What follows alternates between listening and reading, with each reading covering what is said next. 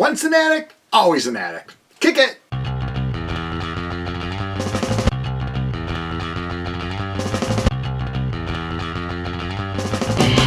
Alright, so I hope Saint Nick or whatever holiday person you worship is bringing you all the vinyl records that you ever wanted. We're going to go quick through my last haul. And actually, within this year, it was like an old school thing happening. Someone came up to me and said, hey, I got some records. I don't want any records. Do you want them? Oh, yes, of course. If anyone's watching this who doesn't want any of their records, please send them my way. This is just some of them, because I still have to sort through some of them. There are a lot of older stuff, a lot of 60s and maybe 70s too, but we'll just go through this. Paul Revere and the Raiders. Got it for free, can't complain, it's for free. The Golden Grass and the Grassroots. Their greatest hits. I don't think I've ever heard of this band, but I guess since they have a greatest hits, they have enough songs that have a greatest hits. The Mamas and the Papas, of course, heard of them. Michelle Phillips is actually in this campy movie I like. It's about like it's about a family in Africa and they get trapped in a house and these lions are roaming around the house trying to eat them all and stuff. I forget the name of the movie. I'll plug it somewhere. But she's in that movie. Anyway, Mamas and the Papas, People Like Us. You know, sweet harmonies of the Mamas and the Papas for free. The Best of Tommy James and the Shandells, of course, heard of them. Greatest hits for free. The Intruders. I don't think I've ever heard of them, but it's kind of a weird. Got the band and then like Mars, so futuristic there. But I love soul, so if this is soul, I'm going to be happy with that. Barry Manilow. I think I do own this, but this copy I think is a little more pristine than the one that I own. So I'm going to do it. Does it have Mandy on it? Because that's my favorite Barry Manilow. Does not have Mandy. It has I Write the Songs on it, though. A little bit of Barry. Every record collector has to have Barry Manilow and Neil Diamond and the Carpenters on it. I think this is just the single. So yeah, this is all their hits. 60s and 70s. Karen Carpenter, drummer and singer extraordinaire. The Delphonics, heard of them. Now I have one of their records for free. The Rascals, I believe, for free. Blood, Sweat, and Tears. Heard of them again. Probably gonna learn more of their songs now for free. Brooklyn Bridge, band I've never heard of. Now I will get to hear their songs. Free! So these are actually the albums now we're starting. Albums that I purchased. This was in a shop near me. So what I did a few videos ago, a while ago, I did a video. It hasn't reached all my videos. My hopes is that it gets 100 views. I know if there's some full-time YouTubers that they drop a video within a half hour, it's almost up to 1 million views. That's insane. But for Brian's Funhouse, music, toys, other reviews, I'm more than happy to get 100 views per video.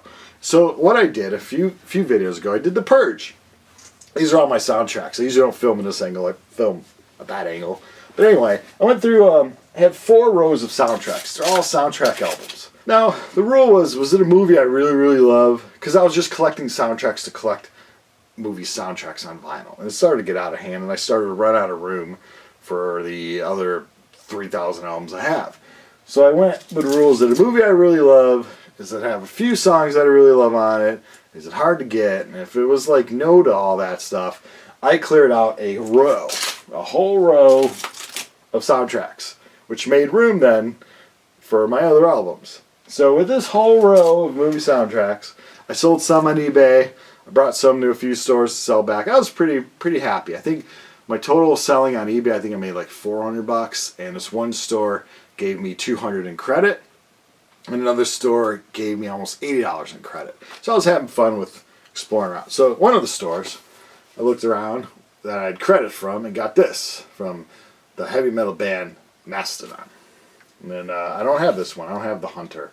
So I'm going to go check that out there. I guess I'll just keep stacked. Another record store that I had, this one I had $200 credit from. I figured, why not? Let's get a Led Zeppelin on a 180 gram of the classic 1969 debut. I have it, original pressing, or close to original pressing. So now I'll have a nice clean copy of that. Also, with that $200 credit, I was, it's kind of like free cash at that point. So I was experimenting, trying out stuff. I had seen Noel and the Flying Birds. This is the guy from Oasis. I saw them open up for, I forget, I think The Who, maybe. I forget.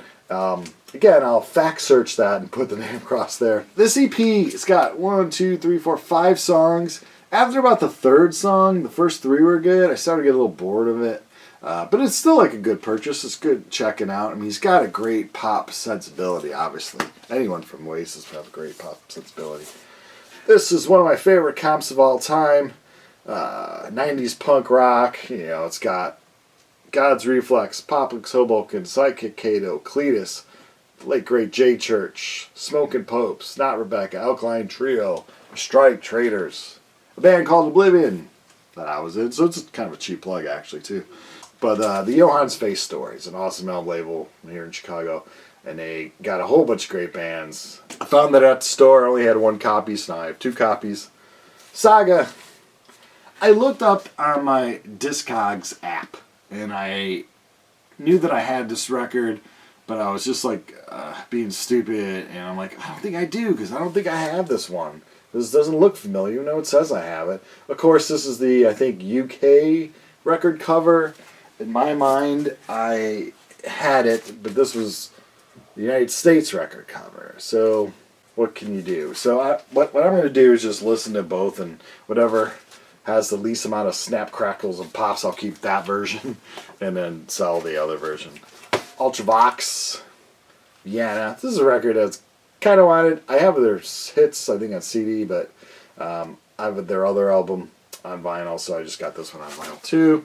Speaking of Oasis, this album, I think it came out in 95-ish, and I was listening to it, we're on tour, and I was listening to it between shows. We had a place, we were playing a album store, and the owner of the album store, she let us just into her place, and we were able to just chill, and she had this on CD, and I just put it in. It was one of these albums that are always going to take me back to that moment every time I hear it. So I finally got it on vinyl, because I bought it on CD when it came out. Champagne Supernova, I think, is one of the most coolest slow songs ever. It's just really cool. It's just got a lot of great songs, obviously. So I can't believe how old it is, though. Wow, that's crazy. But Oasis, What's the Story, Morning Glory, happy to have that on vinyl. My Bloody Valentine, Loveless is their big one. They have 3 albums in like their 1,000,000-year history. They put out 2, and then they took a long break. They're a shoegazing band. That's for groups that look at their foot pedals or look at their shoes. Kind of boring on the stage, but they're really loud. Shoegaze music is either brilliant or boring. And this, I only played it through once really fast, and to me it had a little bit of both. It had some great stuff. I'm like, wow, this is amazing. And then within the same track or a track after that, I'd be like, God, it's kind of getting boring. But I like My Bloody Valentine, I think. So I'm going to spin that a few more times, see what that. Let's talk about this in the last video. So I got Kick and Mr. Big, both of those Black Friday releases. I got this also with the store that I had 200 credit from. I figured, why not? I got a lot of these record store day releases from Mr. late great Ronnie James Dio. They seem to put a song or two on a picture disc, and then they include like a unreleased live song, or I don't know. They have to eventually run out of things to do, because obviously his career is over. But this one has God Hates Heavy Metal on it, so you gotta get that. I've talked to God, and he does in fact hate heavy metal. The Shoes. They are a power pop band from the Chicago area. I think this is their 3rd album. A band that when I was in the scene, I always heard of them and never really heard them. I love Material Issue and stuff, and people are like, oh, power pop, then you have to like the Shoes, and I just never really took time to play any of their releases. But now I have the chance to, in Tongue Twister. I did play it, and I liked it a lot. I think this is their 3rd one, so I'm going to have to look out for their first 2. Shoes, classic power pop band. Paola is from Canada. It's got a Bob Rock on it. He's the producer for that Metallica Black album and tons of other albums. This was his band from Canada. I think this is their 2nd or 3rd album. I don't know, but I like it. It's kind of got a good like Brit punk kind of thing happening to it, even though they're from Canada. And I'm going to seek out their other albums as well. Now, these are records I got from actual bands' websites. If you go, you don't have to always use eBay or record stores, or you could go to groups' actual websites where they will tell you what they're putting out. This is the 45 deluxe version, the 45th anniversary deluxe version of Destroyer from Kiss. Probably my favorite Kiss album. A lot of people think it got a little too commercial at this point, or this or that. And those people that thought it got too commercial at this point, wait till the 80s Kiss comes out and stuff. But anyway, so this is the deluxe version. There's a few reviews on YouTube of it, so I didn't feel the need to do a whole review of it to add to it. I'm just going to include it here on my haul video. But it has some unreleased tracks, like this one of Sweet Pain and Shout It Out Loud. And the groups, when the band Kiss first presented these songs, you can kind of hear how that version wasn't really as good as what version was tweaked and played with and then made the final cut.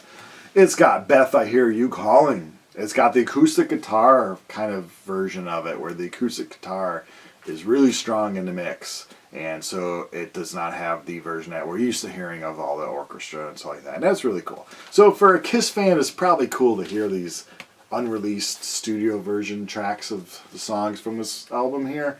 For the non-Kiss fan, just pick up Kiss Destroyer. A lot of people don't like Kiss. They think, it's cheesy. Kiss is awesome. Musically, they are still awesome. They're just not a visual band. They got some great songs. So you pick yourself up Destroyer on CD if you don't like Kiss. But if you like Kiss, you got to get this, the 45th anniversary. Ozzy's website had Hellraiser. I think it's from No More Tears. I picked that album up as well not too long ago when they repressed it. So this is Hellraiser from Ozzy and Hellraiser from the late great Motorhead with Lemmy Kilmister right there.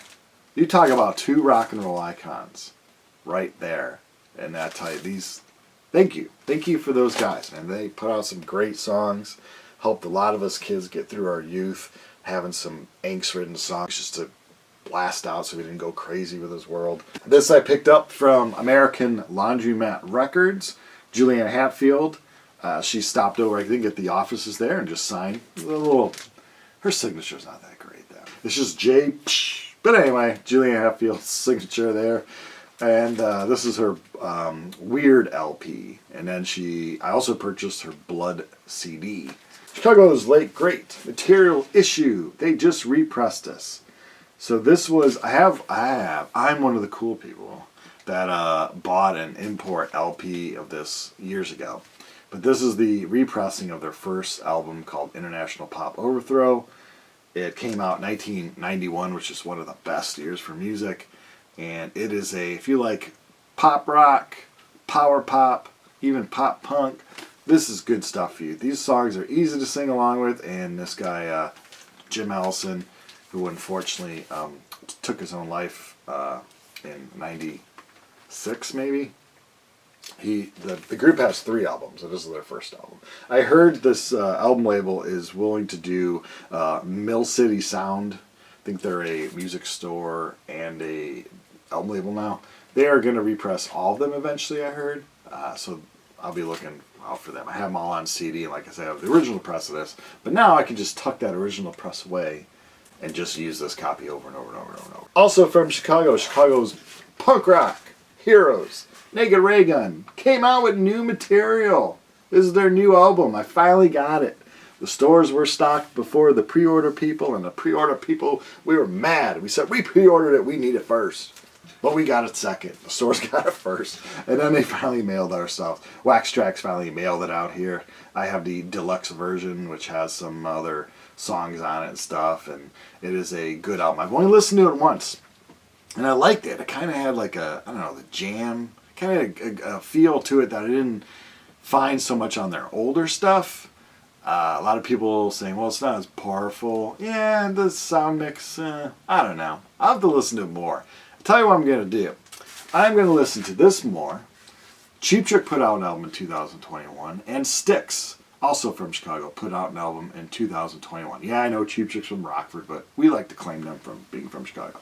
So, Naked Ray Gun, Cheap Trick, and Styx. I'm going to do a video called The Summer of Chicago, and I'll tell you which band did the best for being new music in 2021. Rock and roll seemed dead. And the Killers came out. And I was like, oh, it's a good rock band. All right, I'm getting into the new stuff. Look at my old self way back then, even though I wasn't that old, 2005. I'm old now.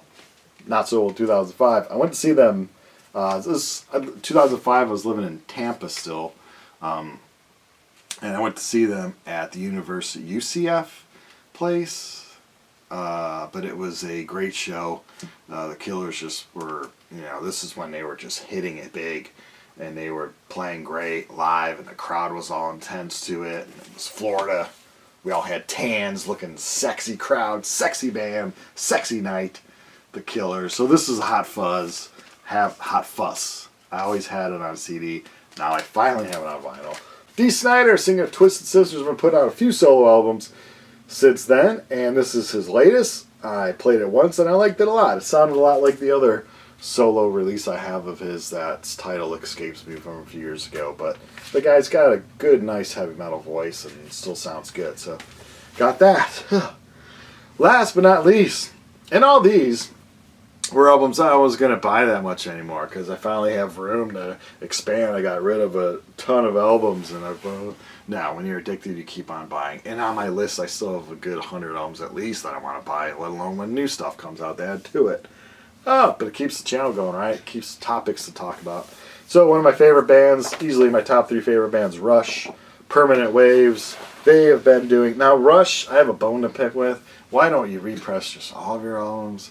Like Test for Echo and all that kind of stuff, Snakes and Arrows. A lot of their vinyl on the resale market goes for like over $100 because it's just I don't know what they're doing. If it gets pressed and people just purchase it, or they just don't press enough. But Rush, Clockwork Angels, just keep pressing the vinyl, please, so we don't have to pay the outrageous secondary market. This was on secondary market, but it was around the list price, so I didn't have a problem paying for it. This is the Permanent Waves. What was it, the 40th anniversary? Wow. Time flies. 40th anniversary of Permanent Waves, 3 LPs, 100 gram. It's got a whole bunch of cool liner notes. So this is what they've been doing. They've been re-releasing the albums, 100 gram, and then they put a whole bunch of like stuff from around that era, from tours around that era live. So this has like By Tour in the Snow Dog, live in London. It's got Xanadu live. It's got Jacob Ladder live, Free Will live, Close to the Heart live. So it's got a bunch of live stuff as well as the actual album. The actual album, because it's Rush, just has 6 songs on it because they like their songs long. Tired talking about records. And it doesn't include all the CDs I bought recently and the few 45s I bought recently too. But I just wanted to show you the vinyl. My last big haul of the year. Tired from hauling all these records. When these get listened to a few times and put into the collection, I have no room for it. It's going to be a tight squeeze, and I don't know. 2022, I don't know what we're going to do. I don't know. Maybe I'll sell some of these soundtracks. I really don't ever come downstairs and plop in soundtracks too much, so maybe I'll try to get a half row of soundtracks again sold, and then try to fit some more albums in there. But when you're addicted, it's hard to stop. It is hard to stop. Hey, hope you have a great day. Thanks for watching.